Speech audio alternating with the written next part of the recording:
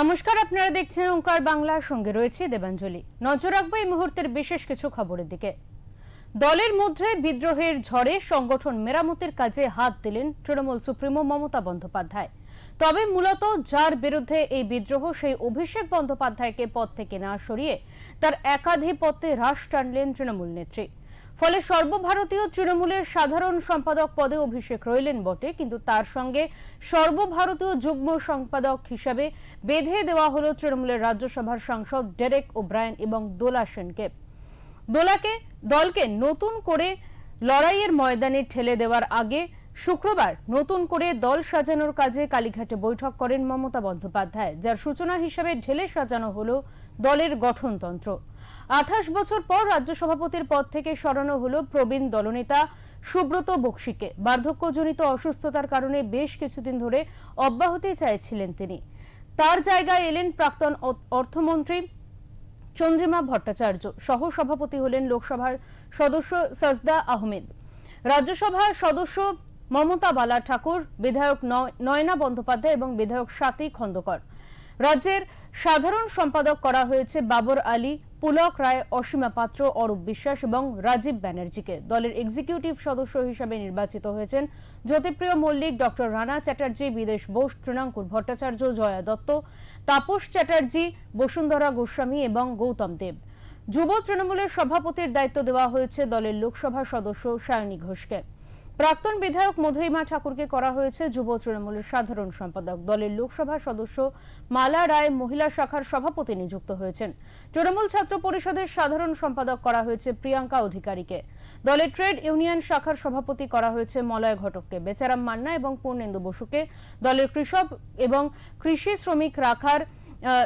শ্রমিক শাখার দায়িত্ব দেওয়া হয়েছে। তৃণমূলের মুখপাত্র রইলেন চন্দ্রিমা ভট্টাচার্য, কল্যাণ ব্যানার্জি, মদন মিত্র এবং কুণাল ঘোষ।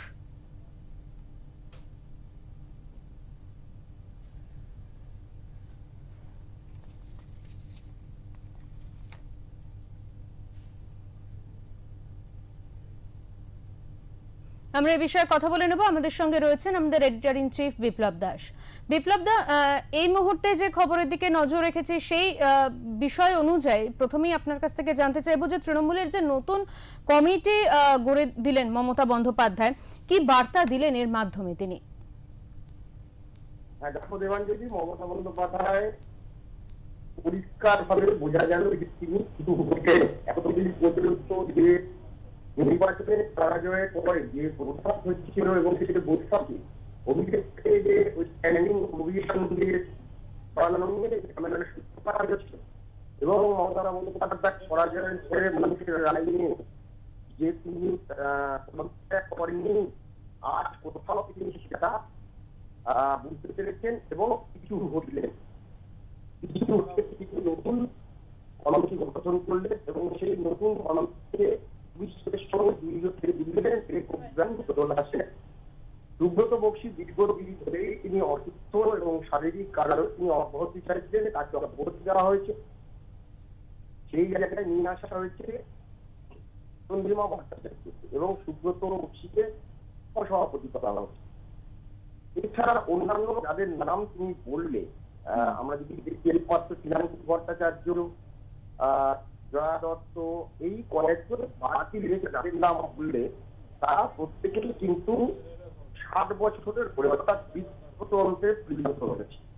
সেই বৃদ্ধদের নিয়ে মমতা বন্দ্যোপাধ্যায় অর্থাৎ আমরা মমতা অর্থাৎ তরুণ তাজা রক্ত বা যুবক এই দলে নেই। অতএব এই দলে যারা অর্থাৎ যারা মাঠে নেমে কাজ করবে, গ্রাসরুট লেভেলে নেমে কাজ করবে, কর্মীদের মনোবল ফেরাবে, সেই নেতা কোথায় মমতা বন্দ্যোপাধ্যায়ের দলে?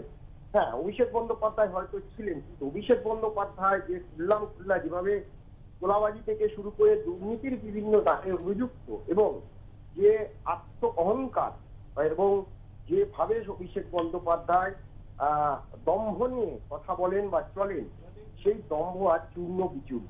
তো সেই জায়গা থেকে মানে দলের সংগঠন ঠিকঠাক করতে গেলে আবার গ্রাসরুট লেভেল থেকে মমতা বন্দ্যোপাধ্যায় যে সংগঠন 20 বছর 30 বছর আগে করতেন, সেই সংগঠনকে তুলে আনতে গেলে তাজা রক্ত দরকার। সেই তাজা রক্ত কোথায়? এখন তো সব যাদের রক্ত তাদের রক্ত তো ঠান্ডা হয়ে যাচ্ছে সমস্ত দিন দিন। পূর্ণেন্দু বসু তিনি কি করবেন, নিজে ভালো করে হাঁটতে পারেন না, ভালো করে চলাফেরা করতে পারেন না, বইমেলা তাকে দেখেছিলাম, হ্যাঁ, দুজন নিয়ে তাকে চলতে হয়।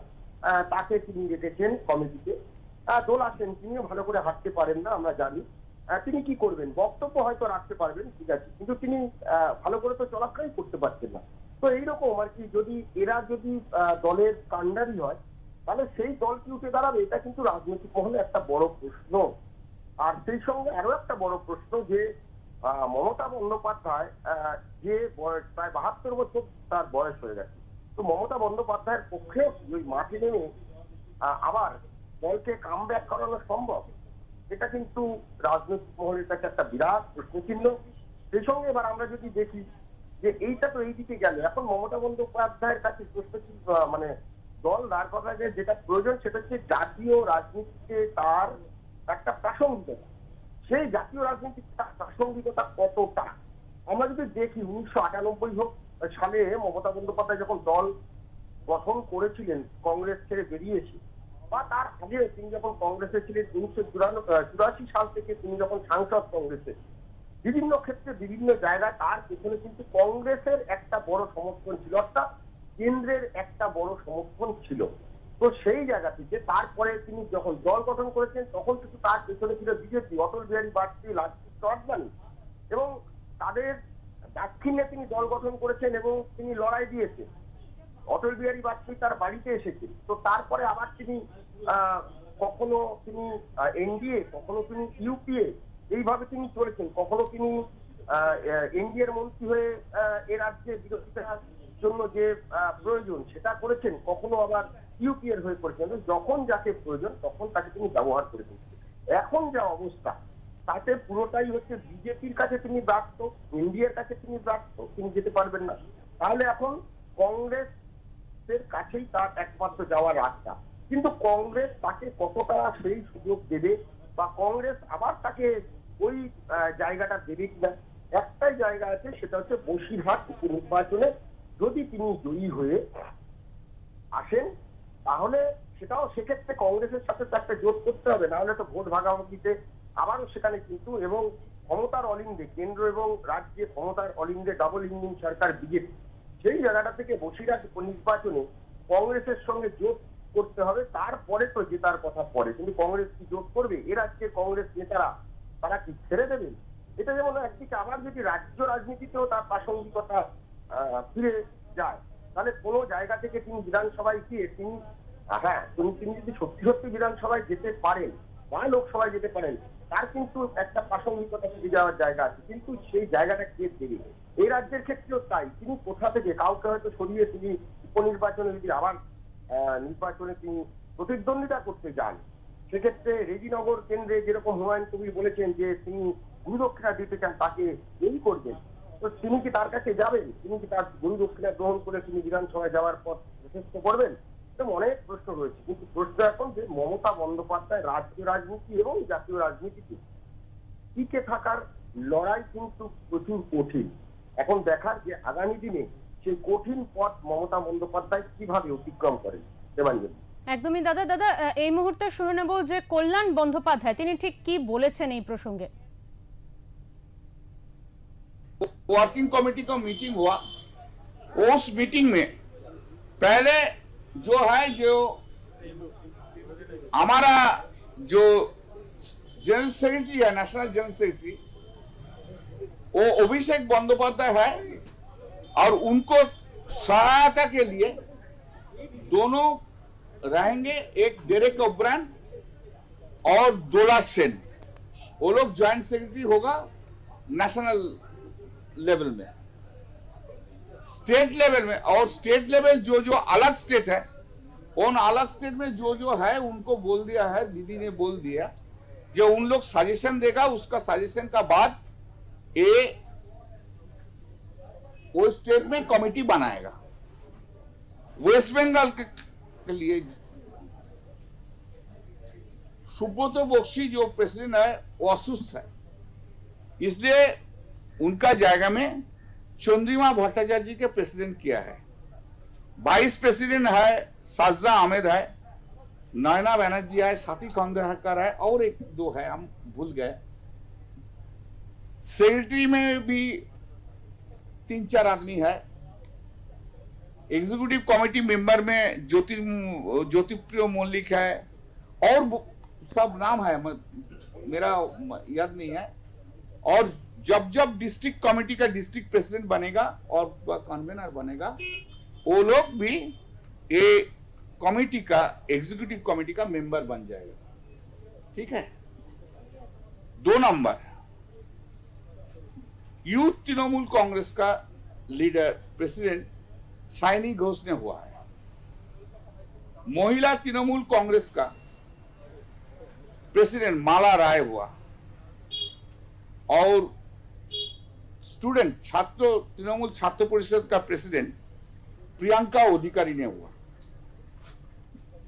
ट्रेड यूनियन में मलय घटक ट्रेड यूनियन का प्रेसिडेंट है। सेंट्रल गवर्नमेंट और हॉकर का प्रेसिडेंट मदन मित्र है।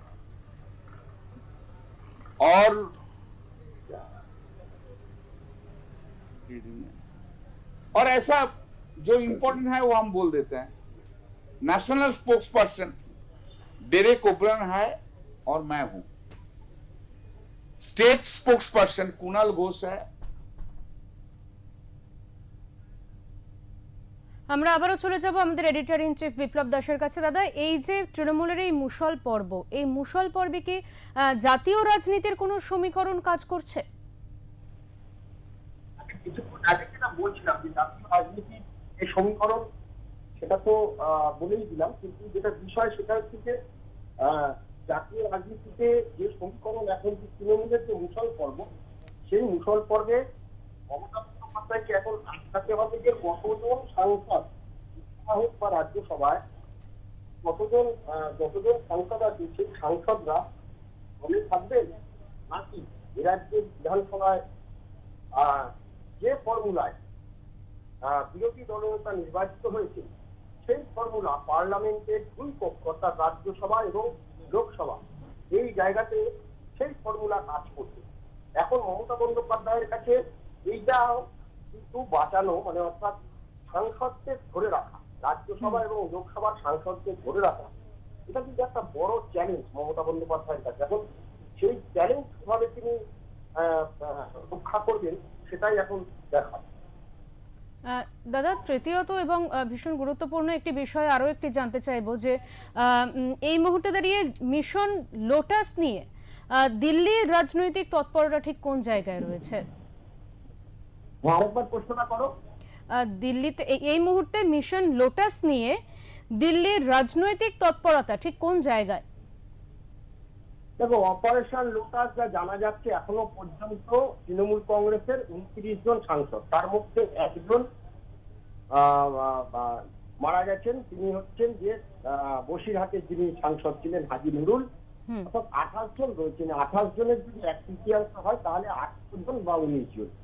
যা জানা যাচ্ছে ইতিমধ্যে 12 জন কিন্তু পা বাড়িয়ে রয়েছেন আর 6-7 জনের সাথে কথাবার্তা চলছে। হয়তো নেক্সট উইকে অর্থাৎ পরের সপ্তাহে হয়তো বাকি 6 জনও কিন্তু দল ভাঙা বা দল ভঙ্গ করার জন্য কিন্তু মুখিয়ে রয়েছে, যা খবর।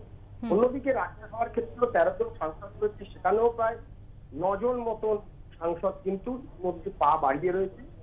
তারা হয় দল ভাঙবেন, নয় ওই সরাসরি বিজেপিতে যোগদান করবেন, আর নয় দল ভেঙে এ রাজ্যের যে ফর্মুলা সেই ফর্মুলার মতন তারা দিল্লিতেও সেই ফর্মুলা তারা দল বদল করতে পারে।